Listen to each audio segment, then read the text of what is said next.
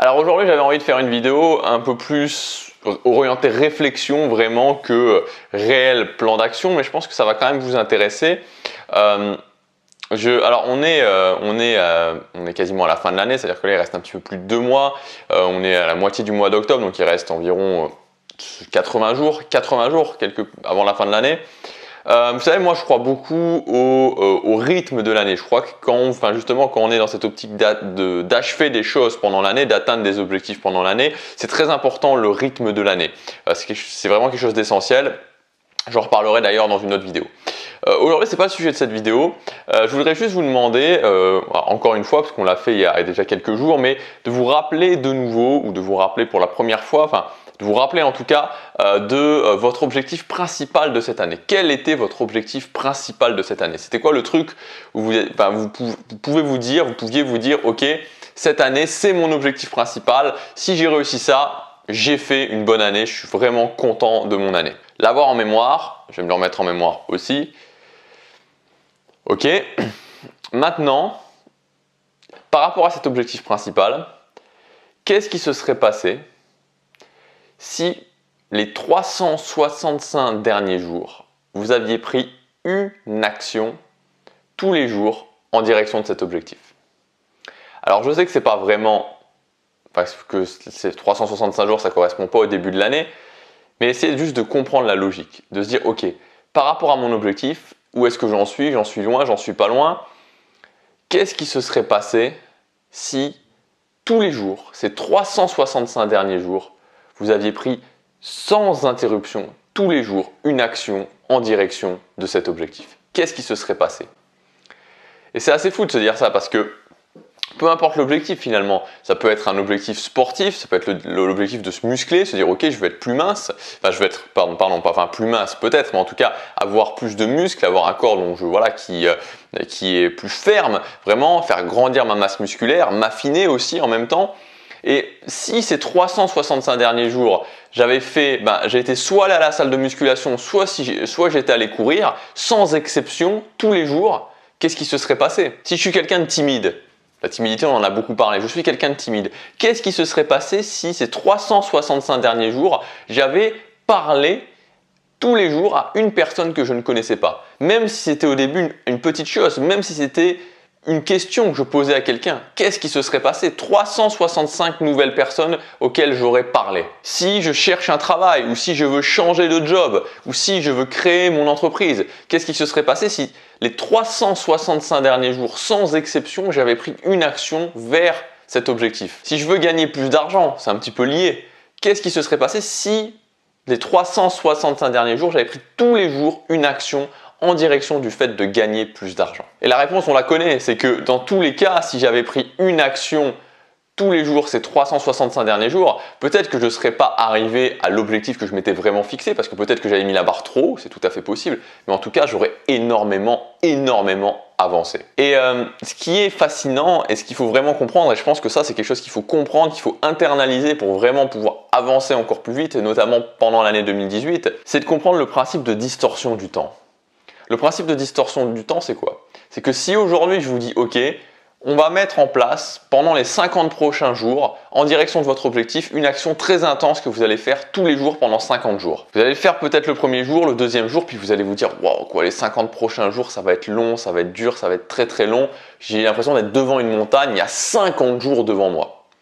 Alors que si aujourd'hui je vous dis ok, regardez l'année dernière, où est-ce que vous en étiez en octobre l'année dernière, et que vous retournez au mois d'octobre l'année dernière, vous pouvez vous dire ok mais finalement le mois d'octobre l'année dernière, les 365 jours en regardant vers le passé, c'était hier, j'ai l'impression que c'est hier. Et c'est ça ce principe de distorsion du temps, c'est le fait que quand on débute une année, on se dit que le mois de décembre l'année prochaine c'est dans super longtemps, alors plus on vieillit, plus on prend de l'âge et plus on commence à comprendre que ça passe vite. Mais malgré tout, on se dit wow, l'année prochaine c'est long, un an c'est long. Quand on regarde vers le futur, ça semble toujours beaucoup plus long que ce que c'est. Alors qu'à l'inverse, quand on regarde vers le passé, quand on se dit l'année dernière, quand on se dit il y a 2 ans, il y a 3 ans,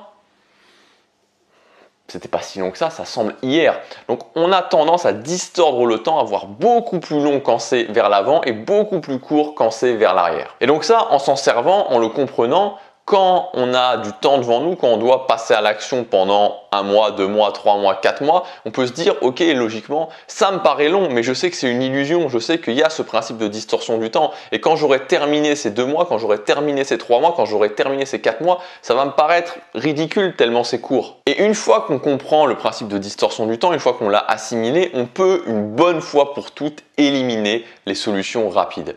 Parce que les solutions rapides, en fait, ce qui se passe quand vous prenez une solution rapide, c'est qu'il y a forcément ce que j'appelle l'effet élastique. L'effet élastique, c'est quoi? C'est le syndrome du régime.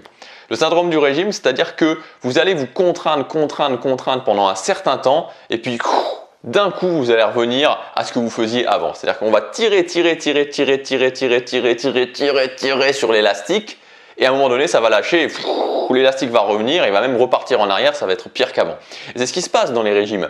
Je prends l'exemple du régime parce que c'est le plus parlant pour justement expliquer cet effet élastique.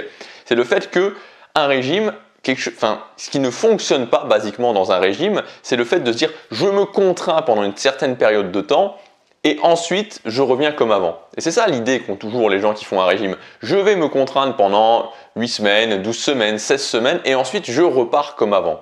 Et en faisant ça, on va se contraindre, dans la plupart des cas, on ne va pas tenir pendant la durée fixée et quand on va revenir comme avant, ça va être bien pire qu'avant, on va grossir, on va reprendre tout ce qu'on a pris, voire encore plus. Il faut absolument éliminer toutes les solutions rapides parce qu'elles sont toutes soumises à cet effet élastique. Cet effet qui va faire que ça va tirer, vous allez vous contraindre et bam, à un moment donné, ça va vous revenir à la figure et vous allez arrêter, vous allez lâcher. Il faut construire les choses lentement. C'est la base.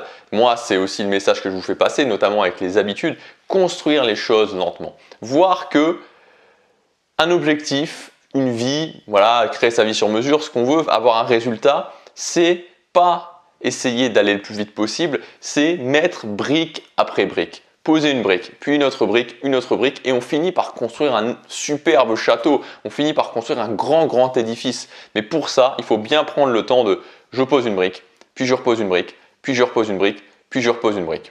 Alors, ça ne veut pas dire que ça va prendre 10 ans, c'est pas ça que je veux dire.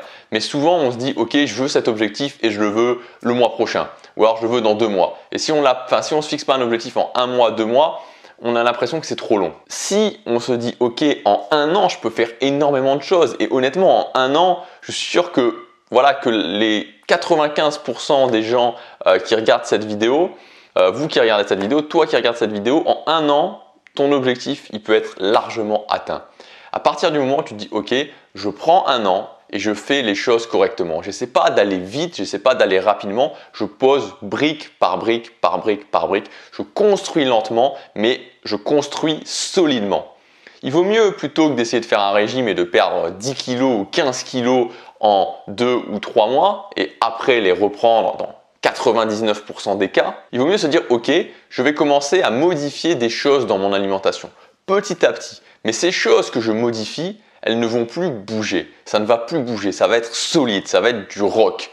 Et peut-être que vous allez perdre les 10-15 kilos en 1 an, peut-être. Mais quand ils seront perdus, ils seront vraiment perdus. Et ensuite, cet objectif, il sera terminé et vous pourrez passer à autre chose, vous pourrez continuer à construire la vie que vous voulez. Donc voilà pour cette vidéo, c'était simplement une réflexion pour vous dire que c'est souvent très paradoxal le temps, comme on imagine que ça va être tellement long devant.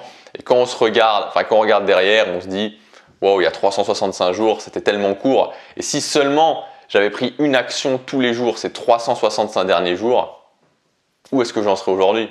Certainement très loin et certainement j'aurais été encore plus loin que ce que je pensais possible. Donc voilà le message que je voulais vous faire passer dans cette vidéo. Moi, la méthode que je vous conseille, la méthode la plus utile pour pouvoir être justement dans cette capacité de passer à l'action quotidienne, de prendre le contrôle de son quotidien, c'est les habitudes. Mettre en place une petite habitude pour démarrer. Donc si vous voulez aller plus loin, vous pouvez télécharger ma fiche en cliquant sur l'image juste ici. 7 habitudes fondations à intégrer dans votre vie qui vont vraiment faire passer votre vie à un autre niveau. Je vous donne quelles sont ces habitudes et je vous explique comment les intégrer plus facilement à votre vie. Je vous dis à demain pour la prochaine vidéo. Passez à l'action, chaque jour compte.